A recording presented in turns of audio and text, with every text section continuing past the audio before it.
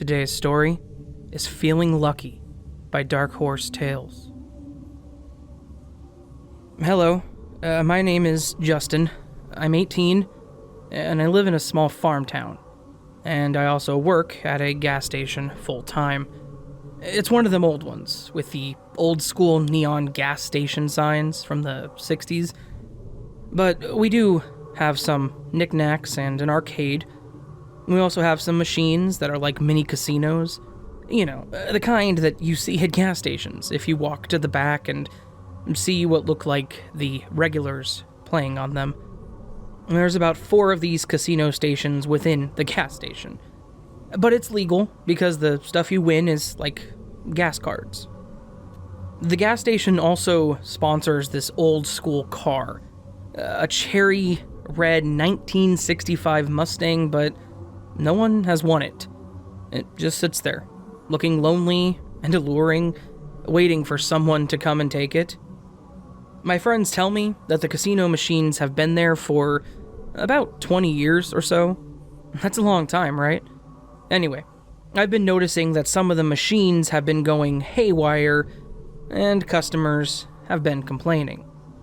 They've been complaining for a few times now, but I've been under strict orders by my manager, Jimmy, not to order a new one yet. I wonder why. It may be because of this weird virus that came from overseas that's been slowing down business as people stay in their houses, but customers keep complaining every day. Now, I've got to do something about it. They all know me by name, for Christ's sake. I know, I have to do something, so finally, I asked Jimmy again, and after a few months, he says yes. Woo, I think. Finally, I'm going to have these gas station casino junkies off of my back. I rush to order one, but I know that my hands are tied. I have a small budget to work with, and so I should be very careful about what I choose. I don't want to pay full price for a casino machine, or rather, I can't pay full price for a casino machine. That means I can't go to our main distributor, Bunko Gaming. I've got to look elsewhere. I turn to Google and type in affordable gas station casino machines. My only criterion is to find one that's cheap but still good. After a few hours of looking online, I find a used one that was originally 10 grand, but thankfully, I was in luck. They had a sale where they knocked off $5,000. So I said, well, must be a good one, and placed the order. The vendor, Wayne Loong's Used Recreational Games, says it will take a month to arrive. The checkout process goes fine, and I select the standard option for 10 to 15 days shipping time, but to my surprise, a few days go by and it's here. It got here quicker than I thought it would. Of course, I'm like, well, that's weird. What with the whole overseas virus slowing down non-essential deliveries and all, but sometimes the universe surprises you. I guess. Luck was on my side. A few minutes later, I'm cracking the container with a crowbar and replacing the old machine with the one that has just arrived. There were some instructions in the box, but I was so excited to plug it in, I forgot to read them. Anyway, it boots up and says, "Welcome to Express Change Stang," with some black horses with red eyes. That's a little strange because it's usually brown horses with regular eyes, but I ignore it. I think maybe it's just a different brand. Anyway, I go ahead and put in a bill or two to see what this one's all about. So I pull the lever, and the machine starts doing its thing. It lands on the Grim Reaper. And then, a piece of paper falls out. The machine makes some weird, eerie noise that sends chills down my spine. It then says, "Hello, Justin. You only have 7 days to complete the tasks written on that paper." The casino machine tells me to start by killing Jimmy. I say, "What? Take out my boss? That's just crazy. Why would a machine tell me to take out Jimmy?" So I sit there and ponder on this for a day while still thinking that I still only have 6 days to kill Jimmy. Thankfully, my shift is over and I go home. When I close my eyes to go to sleep, all I can see is that Grim Reaper symbol. It looks like it's mocking me. I toss and turn in bed all night, and I barely get any rest. No rest for the wicked, I guess. The next day, I try to go to work and act normal, still knowing that I've got a few days to do what the machine had told me. A few hours pass by, and I think about telling the other gas station attendants what happened to me the other day. Hey Jerry, you know about the casino machine that we just got the other day, right? Did you try it at all? Nah, Jerry replies. I've been too busy working. I didn't even know we ordered a new one. I've been feeling kind of weird though. I've got this headache and I've been dealing with ever since I got here. I don't know.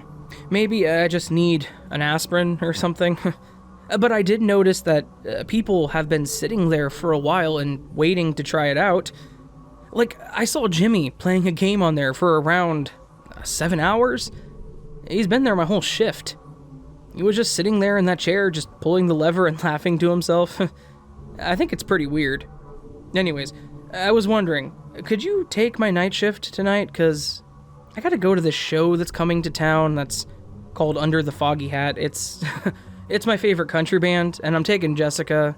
It should be a great time. Please, Justin. Okay, yeah.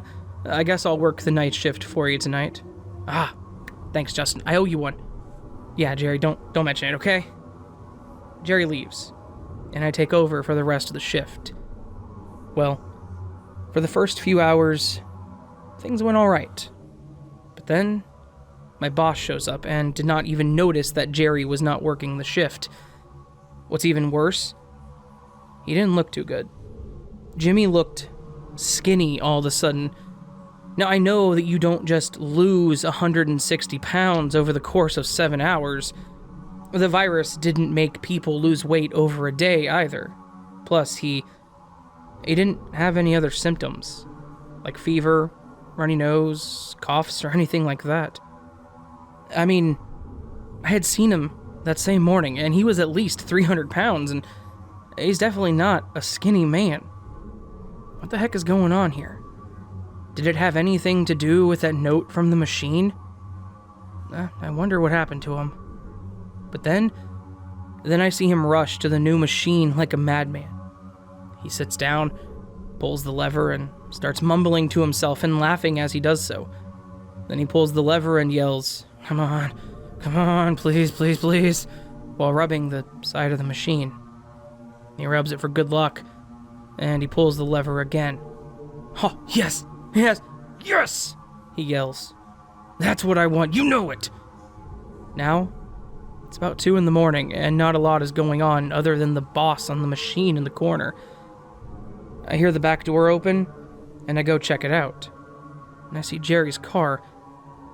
I think to myself, why is Jerry's car here? I thought that the show he was going to was going to be an all-nighter. Then, Jerry looks at me. He's got this crazy look in his eyes with something behind his back. I yell out, hey Jerry, what's up, man? But it has no effect on him. I yell a little more sternly, hey, Jerry. But then, he starts coming at me with the hammer. All I've got to defend myself is a tape gun and a box cutter. I dodge to the left and to the right, put a couple of cuts across Jerry's hand and arm. Still nothing. And then I start throwing food at him, and yet Jimmy is still sitting at this machine and laughing to himself, so Jerry is still coming at me. I get a good cut on Jerry, and he snaps back, and then I get the shotgun. I aim it right at Jimmy, my boss, and I pull the trigger. Jimmy is now writhing on the floor. But Jerry is out of his trance. And he's like, what the heck, man? Why did you shoot Jimmy? Then, I aim the gun at Jerry. He says, hey man, come on, please, don't shoot me. I said, with tears in my eyes, I have to.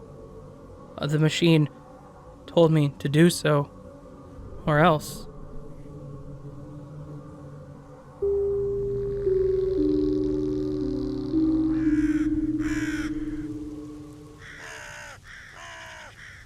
So that was, once again, Feeling Lucky by Dark Horse Tales.